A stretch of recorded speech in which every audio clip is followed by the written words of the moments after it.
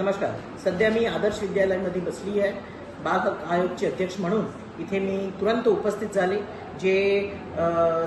जे घटना झाली या स्कूलमध्ये अत्यंत निंदनीय आहे, अत्यंत भयंकर आहे आणि त्याची चौकशी करायला प्रिलिमिनरी इन्व्हेस्टिगेशन करायला मी उपस्थित आहे आणि माझ्या बरोबर आमचे एज्युकेशन मिनिस्टर माननीय दीपक केसरकरजी पण उपस्थित आहे. इनिशियली आज आम्ही हे बघून घेणार आहोत की कोणाकोणाची हलगर्जी होती, का बरं स्कूलनी लपवलं की नाही, स्कूलनी का बरं स्कूलवर पॉक्सो नाही दाखल करायला पाहिजे, why there was a delay in investigation. पोलिसनी 12 तास लावले FIR करायला.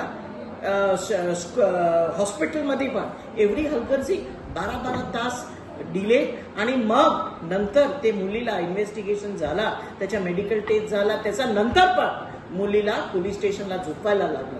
कारण ते 2 वाजता रात्री कुठे जाणार. त्याची आई आणि त्याची मुलगी पोलीस स्टेशनला झोपली. म्हणजे काय चाललंय काय. मी स्ट्रिक्ट ऍक्शन मागते. मी स्वतःच पाठपुरावा करून I will ensure that justice is done. मनोधैर्य असो, काउन्सिलिंग असो, सपोर्ट पर्सन असो, आम्ही सगळं ते मुलीसाठी करू. शेवटी ही महाराष्ट्राची मुलगी आहे आणि त्याचे प्रोटेक्शन आमची जबाबदारी आहे. Her wellbeing is our priority. Thank you so much.